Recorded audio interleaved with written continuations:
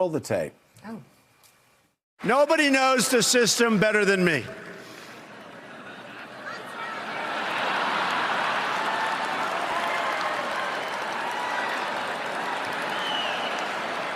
Which is why I alone can fix it. The powers of the president are very substantial and will not be questioned. Iran is a different place than when I took over. When I took over the United States. When I took over our military, we didn't have ammunition. When somebody's the president of the United States, the authority is total. And that's the way it's got to be. Yeah, whatever. David Remnick, I love reading. I love reading what you wrote on election night because it was so prescient. This is what David posted at 2 a.m. election night. The election of Donald Trump to the presidency is nothing less than a tragedy for the American Republic, a tragedy for the Constitution, and a triumph for the forces at home and abroad of nativism, authoritarianism, misogyny, and racism. Trump's shocking victory, I just have to keep reading it. His ascension to the presidency is a sickening event in the history of the United States and liberal democracy.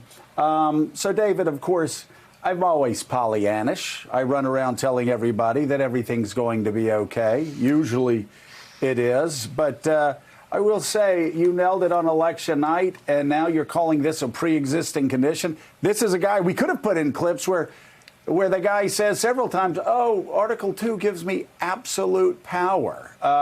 This is his view of power. It's a completely ignorant view of power. He doesn't know the system better than anybody. In fact, you could look at those clips and say that perhaps he knows the system less than anybody that's ever sat in the Oval Office.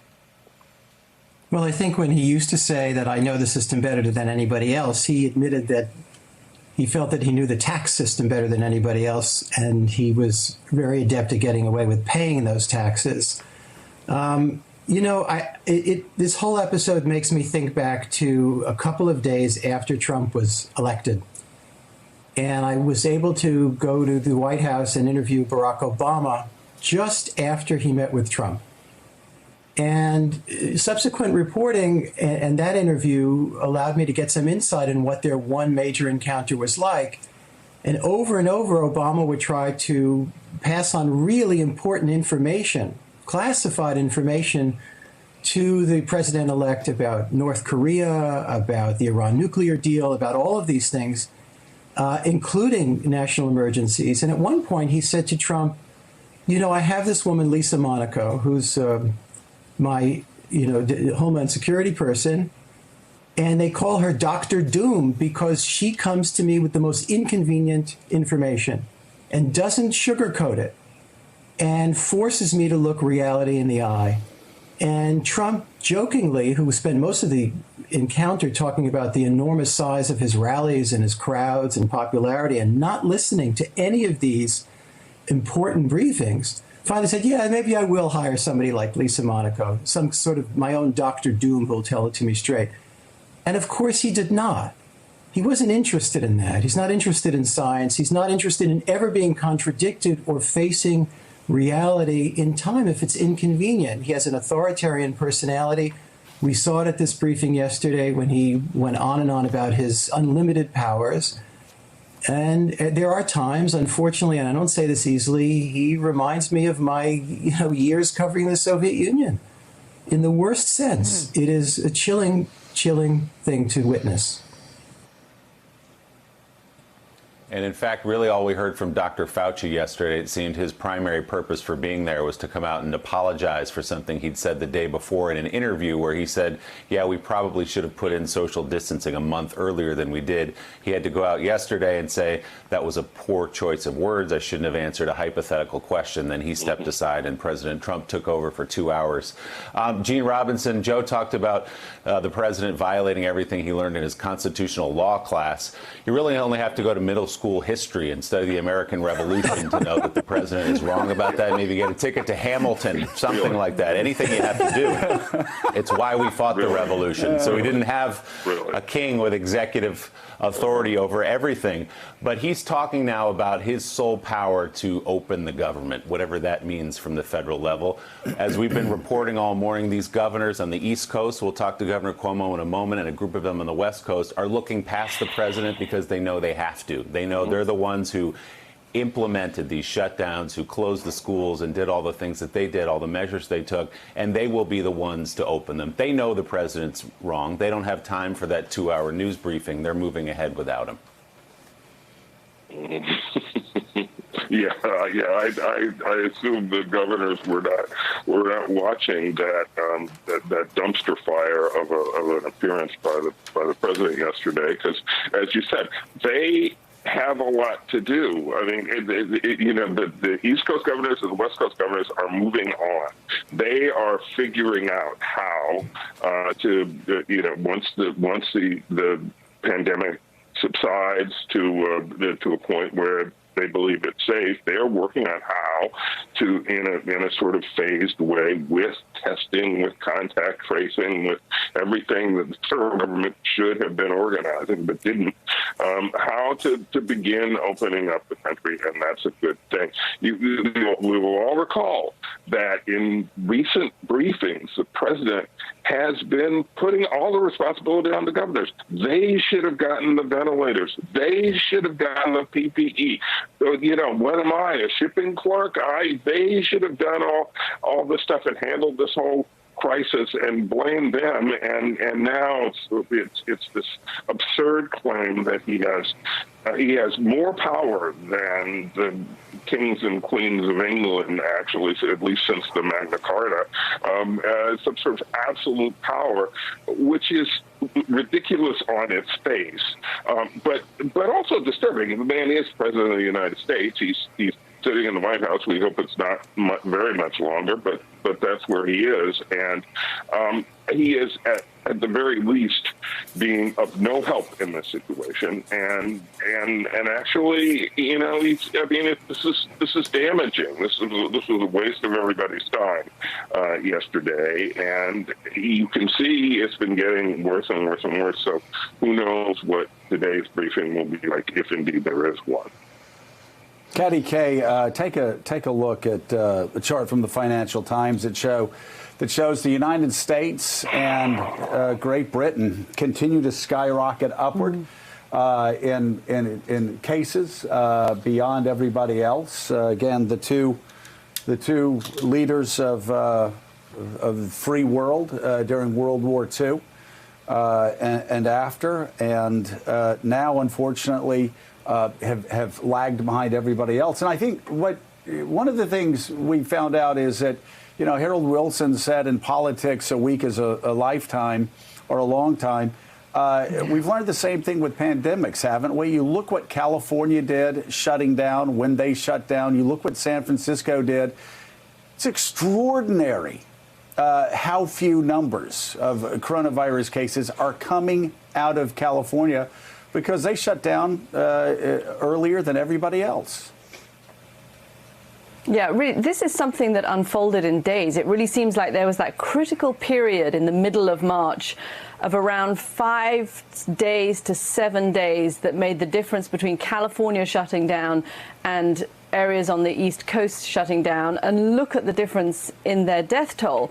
And I think that the question partly was that authority question yesterday in the press conference that was so alarming. But the other bit of that press conference that I found so distressing was when President Trump was asked repeatedly, what did you do in February with the time that was bought? You shut down those flights, partially shut down the flights from China, and what did you do in February? And he was asked again and again, and he had no answer.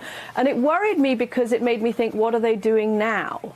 We are also in a critical stage now where we have to be doing things to prepare to open up again. We have to be getting the widespread testing. We have to be putting in place thousands of people to do contact tracing. They're starting to do a little bit in Massachusetts, but it's going to be thousands of people need to be trained to do the contact tracing. We need to be putting in place the quarantine facilities so that when you do find somebody who's positive and you contact trace the people they've been in contact with, you put those people into quarantine and therefore you isolate the virus. I don't see those things happening. It feels like we are wasting time again. And you looked at that press conference. Last night I was listening to that press conference. I started listening to it, and then I thought, well, okay, I've listened for half an hour. I need to take the dog for a walk. So I took the dog for a walk. I came back, and then I thought, okay, I got to make dinner for the family. So I started making dinner for the family. I put my AirPods back in again.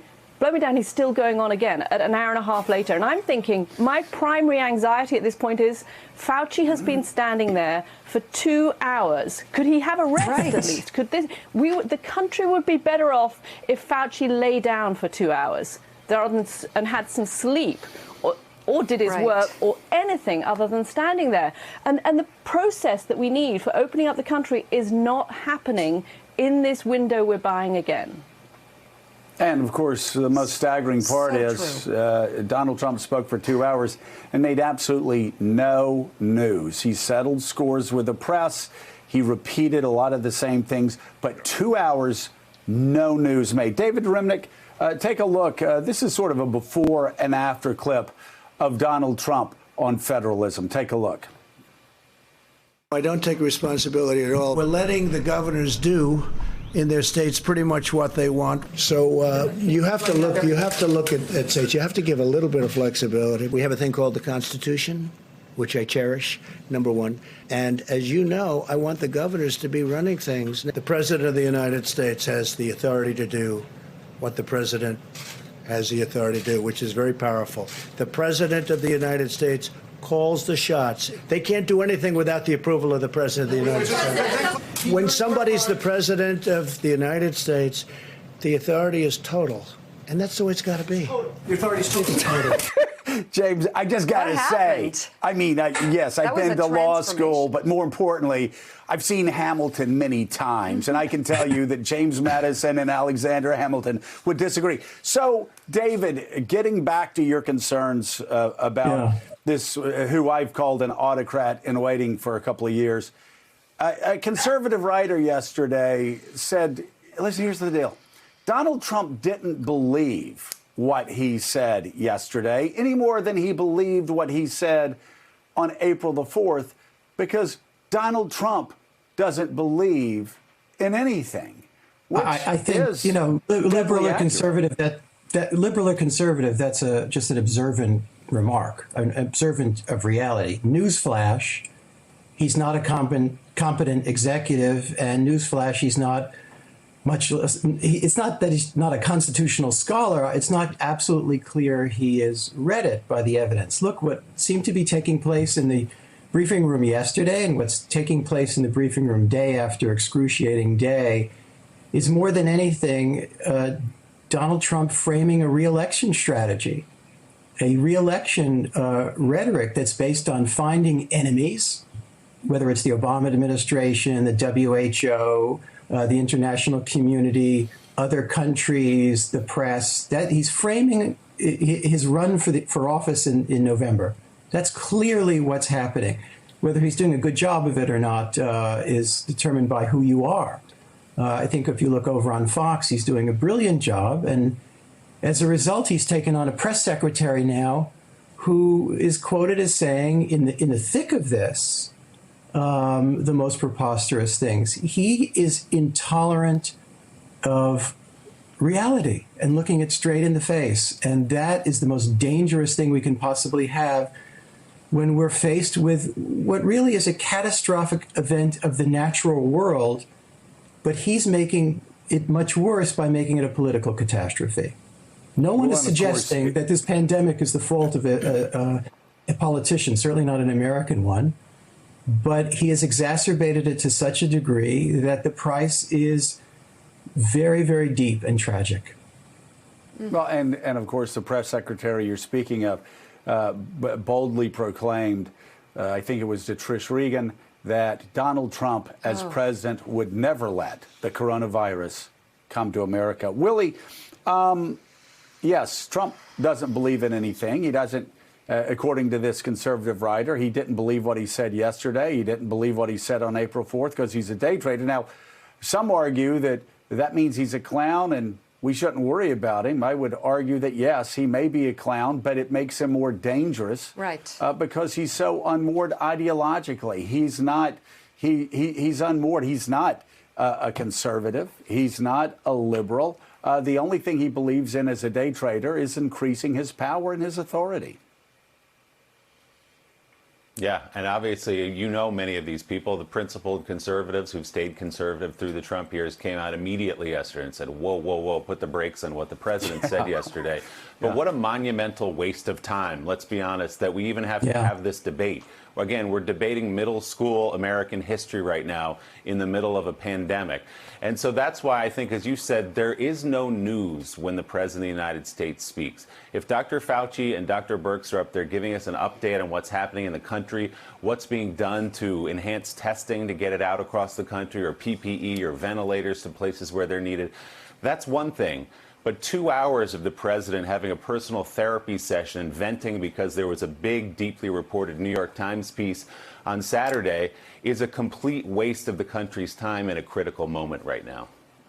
Thanks for checking out MSNBC on YouTube, and make sure you subscribe to stay up to date on the day's biggest stories. And you can click on any of the videos around us to watch more from Morning Joe and MSNBC. Thanks so much for watching.